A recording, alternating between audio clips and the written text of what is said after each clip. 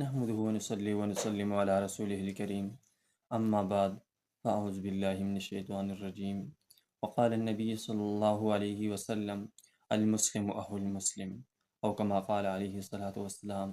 نبی علیہ الصلوۃ والسلام کا فرمان ہے کہ مسلمان مسلمان کا بھائی ہے، لیکن آج ہمارے اندر یہ فطرت ہماری یہ ہے کہ ہم دوسرے مسلمان کو حقارت کی نظر سے دیکھتے ہیں۔ آج اگر ہمارے ملک سے افغان مہاجرین جا رہے ہیں تو ہم ان کو بری نگاہ سے دیکھتے ہیں، حالانکہ نبی علیہ الصلوۃ والسلام کا فرمان ہے کہ مسلمان مسلمان کا بھائی ہے۔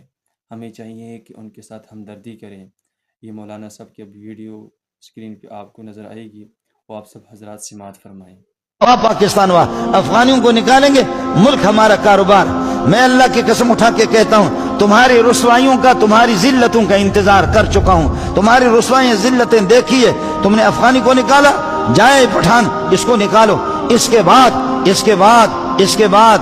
بعد کراچی الگ ہوگا، سندھ سے الگ تلگ ہوگا، اور کراچی کے اندر پھر باری ہے۔ اس کے بعد پھر ہمارے شناختی کارڈوں پہ لکھا ہوا اصلی پتہ عارضی پتہ، اصلی پتہ عارضی پتہ، اصلی پتہ میرا لکھا ہوا بلوچستان۔ اس لیے اس کے بعد یہ ادارہ بھی یہاں کسی کے حوالے کر دیں گے، کوئی آئے گا، کوئی آرمی والا آئے گا اور کوئی پولیس والا آئے گا، شیخ الحدیث بنے گا یہاں پہ۔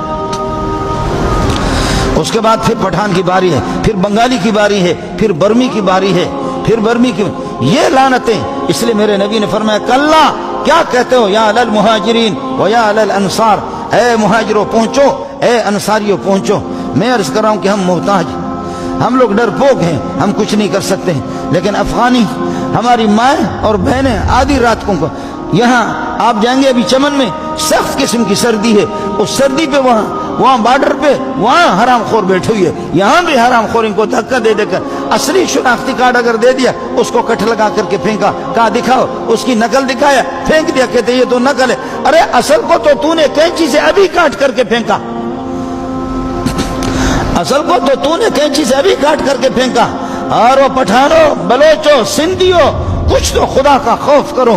تمہارے بھائی جا رہے ہیں اور پہنچ کر کے کہتے کہ جی اب یہ گاڑی کتنے کے دے رہے ہو، تو ہمارے ملک میں نہیں رہ سکتا، گاڑی اس کے 50 لاکھ کا آپ کو 2 لاکھ میں دے رہا ہے۔ اللہ تعالی ہمیں اس فرمان پر عمل کی توفیق